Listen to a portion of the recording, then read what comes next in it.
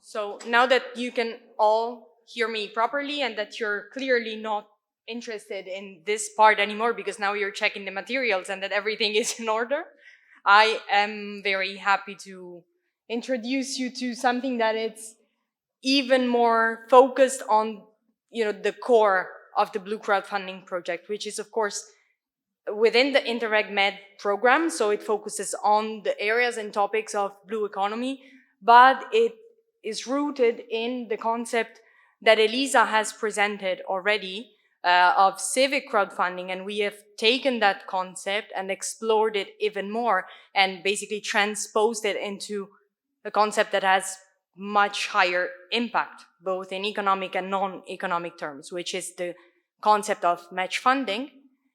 And when we look at it from a closer angle, we see that it's not just match funding in general, but what we will see today is match funding between crowdfunding and European funds that are managed at, depends, national or regional level, but in a shared management type of system. So just a few questions. Who of you is familiar with the shared management system from the European Commission, cohesion policy? Anyone knows of cohesion policy funds? I see a nodding. So Anya knows, I'm sure Darko knows. The shared management principle is basically a system for which, is that Oliver? Is that your phone? Okay.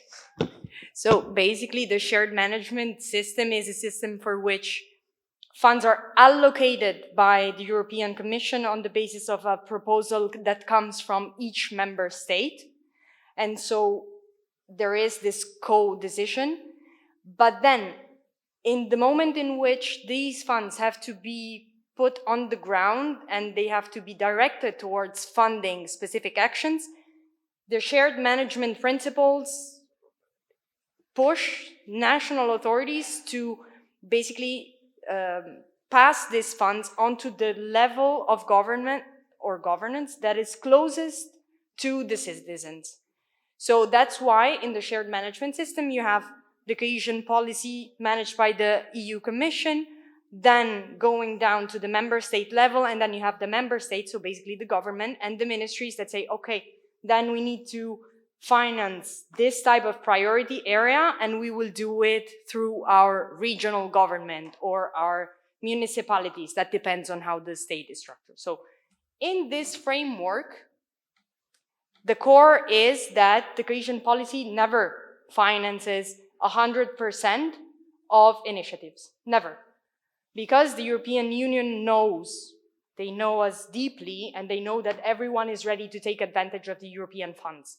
So people will try to fund the most useless things because it's paid for. It's the European money, so we can use them to finance whatever we like. And so, let's say, a mechanism that the Commission has put in place was the mechanism that says we will co-finance it for the greater part, but you have to show that you can at least raise 10, 15, 20% of the overall budget on your own. And of course, then public authorities, they're struggling a bit in understanding where they could find that 15, 20% of resources that will not come from the European Union and that might prevent the European Union from complementing the funding. So this is where crowdfunding comes into play. And the public authorities have been struggling with this concept of how do we fund our initiatives? Where can we have or get more private investment for our initiatives on the ground? And the reason why so far it has been very difficult to involve private investors is that most of the times there was not an alignment in terms of interests between the public authority priorities and the private investor priorities. And so the other core thing that crowdfunding does is that it makes these two different perspectives come closer. So it brings towards a convergence of interests. And so this is why we're going to have this little talk or presentation about how crowdfunding can benefit regions when used in combination with public resources of any type. And then more specifically, I have a few case studies that I will present, or not, depends, yeah. A few case studies that are basically looking at how public resources are being integrated with crowdfunding. And then I also have a bit of an overview on the cohesion policy for the next programming period. And this is why I had this bit of an introduction and I asked you if you knew how the cohesion policy worked. So, is everyone more or less up to speed with the cohesion policy and where crowdfunding comes into play? Any doubt? Because that is basically the foundation of everything that will come from now on. So if there's any doubt, I'm happy to understand if I, or reply if I can. No? Okay. Cool. I think that you're very afraid of me going into more technical details of the cohesion policy, and I understand you, so that's fine. So if you recall what I was just now presenting, I've put you here what can be described as the standard scheme for a match funding initiative. So Elisa has introduced already the idea of what match funding is, and I've put here, let's say, a sort of a definition that comes from the practice. So it's an empirical definition of what match funding is. And match funding, it's basically a mechanism that combines resources that are raised through the crowdfunding mechanism, so crowdfunding of any model, of any type, and other type of resources. Can be public or private funds. So within this within the scope of the meeting of today, we're going to, of course, discuss the combination with public resources, but just bear in mind it can be also private resources. And this needs to happen, so this synergy needs to happen within the framework of a wider initiative. So the combination between the two revenue streams or funding streams has to be coordinated under a unique framework. Otherwise, you're just being very creative and very successful at combining different funding sources, but we cannot call it match funding. In order to have a match funding, there has to be a wider agreement where the crowdfunding platform and the public authority agree that that is the procedure to be followed. And the procedure is described in that picture that is over there, courtesy of Goteo, because I think it's the one that explains it in the clearest possible way. So basically, how does a match funding initiative work? We have a public institution that decides to use crowdfunding to co-finance some of the initiatives that they want to finance in specific areas or sectors. Maybe we can think of, blue economy, of course. So we will see then the case of Marche region. We will see the campaigns run on Goteo. So you will see the examples in practice, but just think that this can be applied to any priority area that any type of public entity has. And so what they do is they decide to rally the community around this initiative that they have and issue a call for proposal, for ideas. And so they collect those the ideas, and they basically provide them with a training on how to run a crowdfunding campaign. In the meantime, they will have signed an agreement with a crowdfunding platform so that once they have basically collected and trained specific projects, these projects can then raise money from a crowdfunding platform. And the role of the public authority is not over yet, because after, let's say, selecting and training the projects and then enabling them to raise funds, the public authority also commits to providing additional funding. And this is what the match funding really means, the matching of different funding sources. So they select the projects, they train them, they offer a way to raise private funds so that they can demonstrate that they're viable, that the community likes these ideas. And once they manage to be successful on a crowdfunding platform, they give, or the public authority gives, additional money. And so this is the concept. In this way, of course, you can already understand that there is a radical change in what we're used to deal with. There is no, limited pool of evaluators. Citizens are not just passive beneficiaries of whatever someone decides to implement on the ground. They are taking active part in the selection process, but also in the allocation of public budgets to initiatives that then will benefit their local area. And so this is I personally think it's a revolution, especially if I think of how any type of public budget or policy has been so far, or until a few years ago, structured and then delivered. So this is more or less the scheme. But then if we look more into it, we've seen already with Elisa that the public authority can have different roles. And Elisa presented 4, but I'm very happy to tell you that there is also a 5th role that we have mapped in our latest report that was published last year during our crowd camp. So basically, the public authority can decide how intensely it wants to be involved in partnerships with a crowdfunding platform. And here you have it in a scale that goes from the least intense commitment to the highest intense commitment. And so we go from the enabler, where the public authority basically provides support services so that citizens and stakeholders can then go onto a crowdfunding campaign, but there is no structured partnership with a crowdfunding platform. So it basically plays an outsider role of supporting and providing guidance, but there's no direct involvement in the platform or in the campaign. We then have the sponsor role, as Elisa was saying, and there we have a public authority running their own crowdfunding campaign on an existing platform. So here we have an interest of the public authority that wants to rally its community around its own project to raise that part of private funding that is missing otherwise.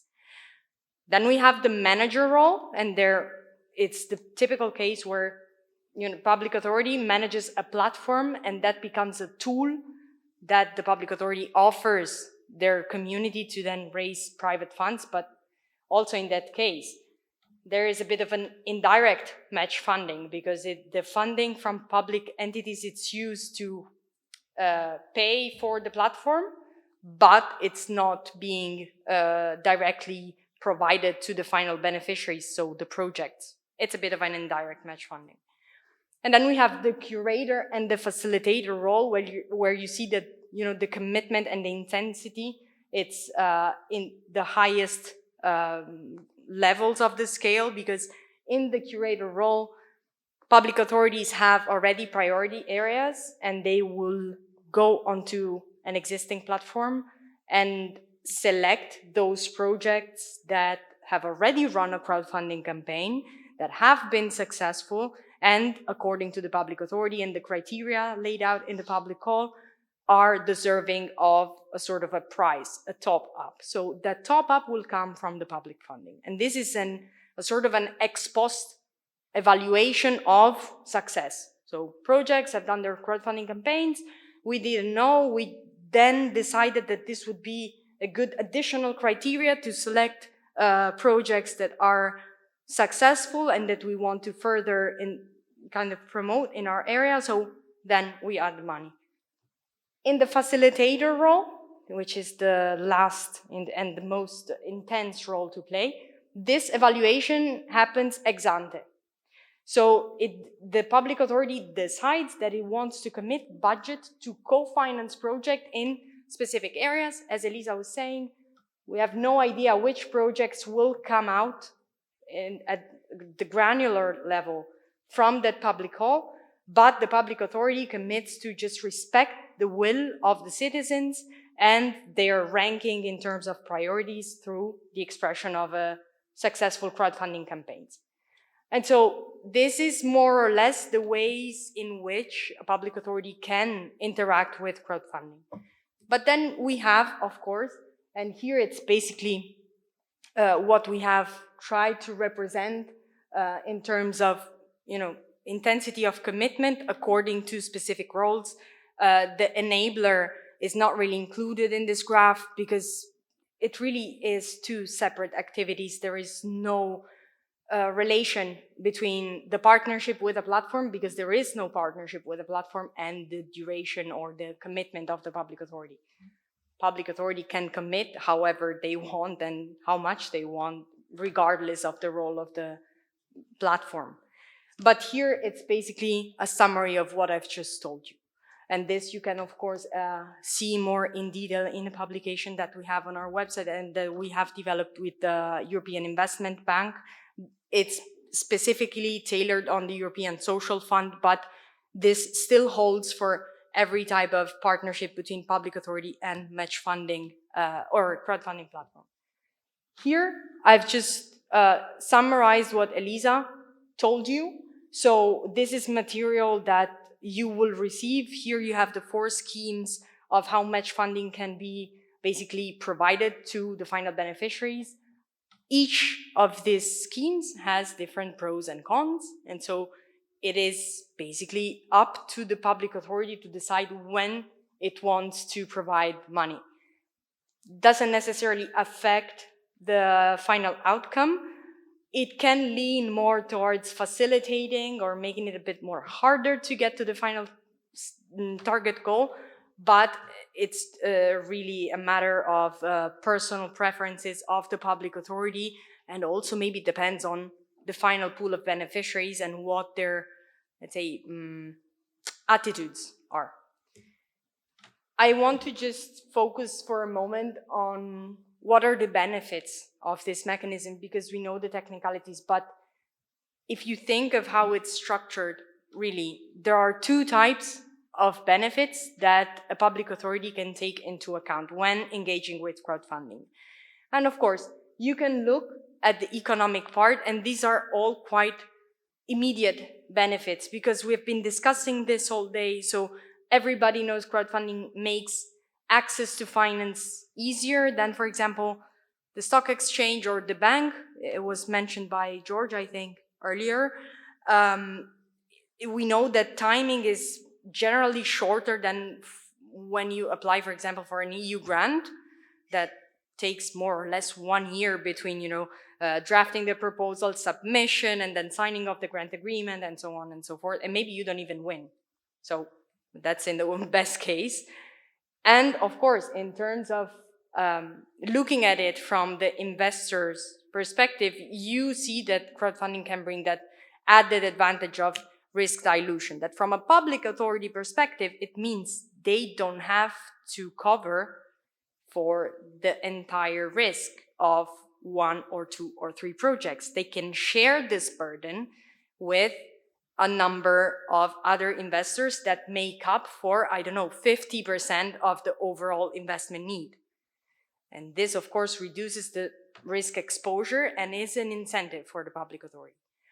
But if you look at the non-economic benefits, I think this is even more relevant, because crowdfunding and match funding are perfect ways to show that the public authority has to get what it's been looking for the longest time. That is, make sure that the projects that it finances are really needed on the ground by the local community. And this is perfect, because it's the local community that is basically engaging with the public authority, saying, I like this more than that one, and I'm willing to give money to it. It also ensures that the same projects are also able to attract private funding, and so that they are less likely to fall into this grant dependence sort of scheme that we see happening, for example, in the not-for-profit association realm that revolve around public funding at regional, local, or even national and European level. And so we also have an additional benefit of ensuring that the local community has this sense of ownership towards the funded initiative or the initiatives that they want to be in the area. And this sense of ownership will then make it more likely that such projects will be maintained properly, so avoid vandalism, for example, make sure that everything is done properly and correctly. And of course, this is a way of increasing the transparency of how the budget is allocated to whom, according to which criteria, because everything can always change, and that is up to the citizens. So this is basically more or less what you have there. And I now want to just present some of the best or some of the good cases that we have, because I think it makes it more clear. So the first one is the case of EUROCROWD. It's basically a match funding initiative between the Investition Bank Berlin and Start Next, a reward-based crowdfunding platform, where IBB was actually managing public funds. So even if it was a bank, it was basically a public bank managing public resources. And so here, the role of IBB is the role of curator. So that means Start Next has its own campaigns in a specific domain. IBB decides that they can have a certain amount of money in a certain form of finance, which is the loan, if they have successfully closed their crowdfunding round. And so this is basically the scheme that they have. And here I would just like to point out a few things. The first thing is that here we're seeing a bank that is an implementing body using resources from the European Social Fund, so cohesion policy. So it's feasible, yes, it can be done. The amount that has been committed is basically, so to date, around 115,000 euro, but that is not final, because the mechanism is basically an on-demand scheme. And the idea that here I want to point out is that we're combining a non-financial reward or crowdfunding mechanism with a financial instrument set up under the cohesion policy. So it's basically one of the most difficult combinations that you could find. And this is really interesting for projects because they are able to access funding and then have a sort of a fast track for a bank loan without having to go through the entire process all over again, because IBB takes into account the success of the crowdfunding campaign and takes it as an assurance of quality of the project. A second good practice comes from Lithuania. This is the case of Invega, which is the National Managing Authority for the European Social Fund, and FinB, another lending crowdfunding platform. In this case, the role of the public authority is that of facilitator. So here we have an ex-ante commitment in contrast to IBB. So basically here, the local or the public authority, Invega, decided that they wanted to provide a mechanism of co-funding alongside the lenders that provided funding to companies, SMEs and micro enterprises on the lending platform. So they used, again, the European Social Fund, initially committed 16.5 million euro, or little more than that, and then have proceeded to increase this amount to 10 million euro when the COVID crisis hit. Why? Because it had proven to be a very quick mechanism to distribute liquidity to the real economy. And also let's say the interest rate and the return rate, the success rate of projects, so those that had successfully paid back the whole loan and interest, was much higher than in traditional banking or loaning institutions. The final good practice moves more into the enabler role, because I'm sure that for reward and donation campaigns, we will see a number of those. But here we have a best practice from Italy, Emilia-Romagna, who has decided to set up a dedicated support service for any type of regional stakeholder that wants to run crowdfunding. So it doesn't have any tie with any crowdfunding platform. Of course, they're in the ecosystem, so they're able to guide stakeholders to one or the other platform, but it's completely an in-house service of ARTER, which is Regional Development Agency. And so here, what they have is a one full-time expert paid by the region, so with public resources. It's not a match funding scheme, so the commitment is there, but not linked to a specific framework initiative. And this was a best practice because actually it has been requested in different European or different Italian regions like Veneto, Abruzzo, and I know that there is a third one, but now I just can't recall. And so this is also another way that public authorities can engage and support. Last slide, because I'm well over my time, sorry, very sorry about that, but it's just not easy to close or speak briefly about this. This is a tentative table that we have proposed to the European Commission and to the EIB when looking at policy objectives and their compatibility with each crowdfunding model for the coming period.